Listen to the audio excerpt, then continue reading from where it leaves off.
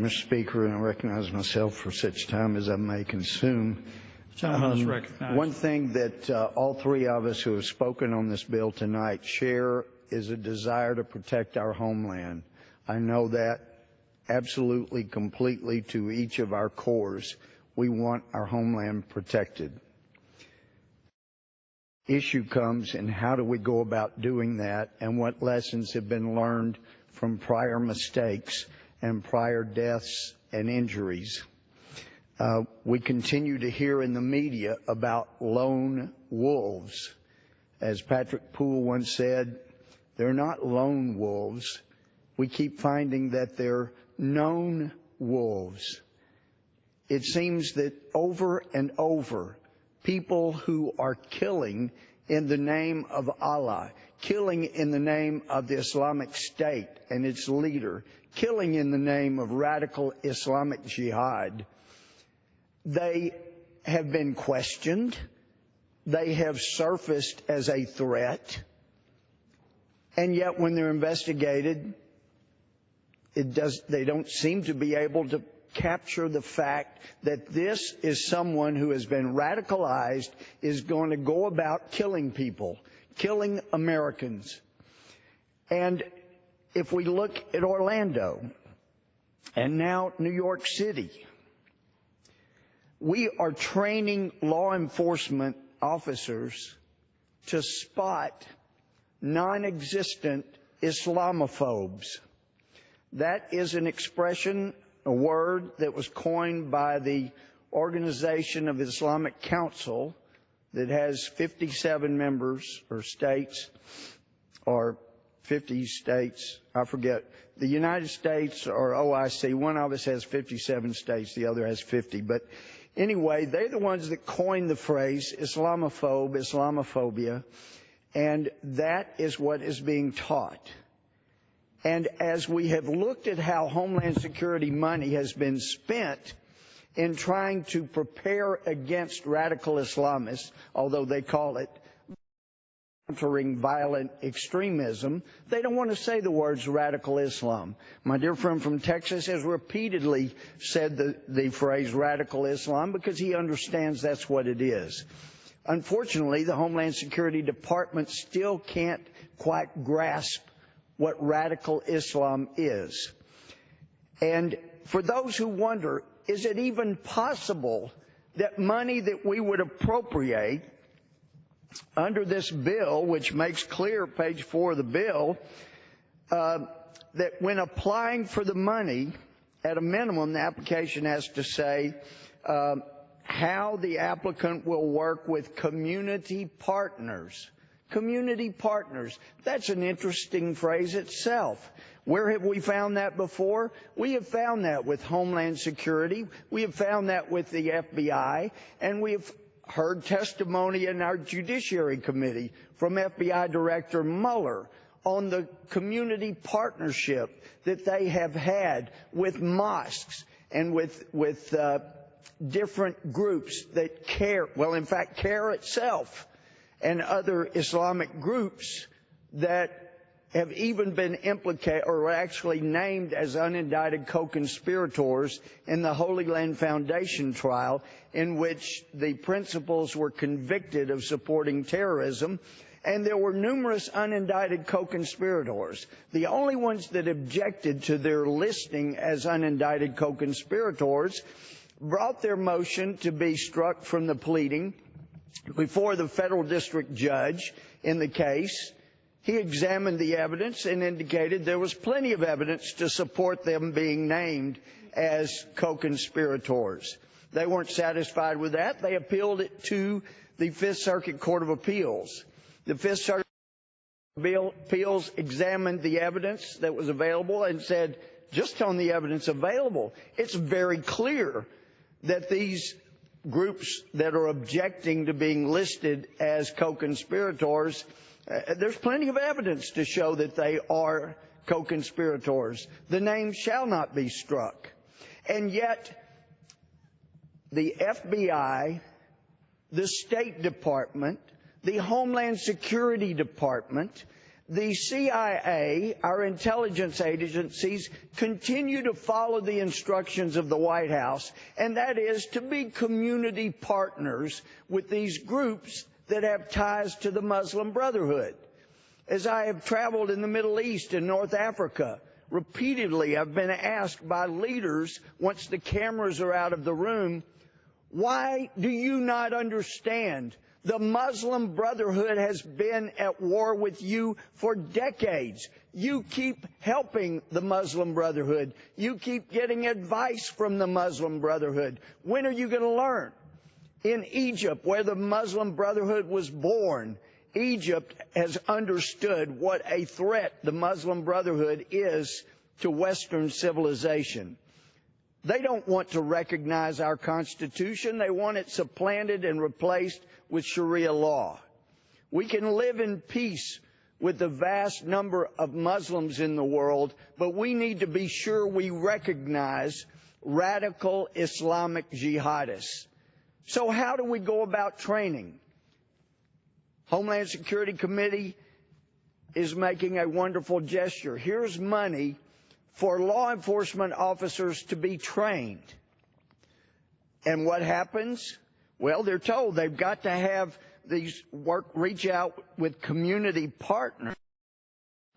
And I know from personally questioning the former FBI Director Mueller, I was chastising him for the fact that the United States was notified twice that the older Tsarnaev brother, the Boston bomber, had been radicalized and was going to kill people in the United States. And they didn't do an adequate investigation.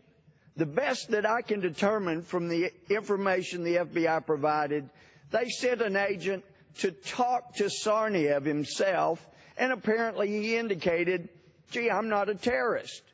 Well, to be sure they did an adequate investigation, they went and talked to his mother.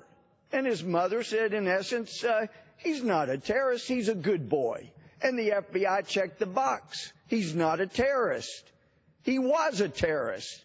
But we also know from our hearings, from material that a few of us, only a few of us in this Congress, have examined that was purged from the FBI training material, we know they have purged information from the training that our FBI, that our intelligence, that our Homeland Security, that our Justice Department can have, and to learn about what radical Islam is.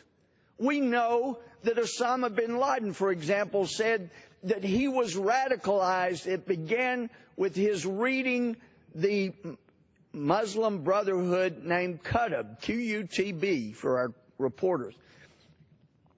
He wrote a booklet called Milestones, and reading of that booklet helped radicalize Osama bin Laden.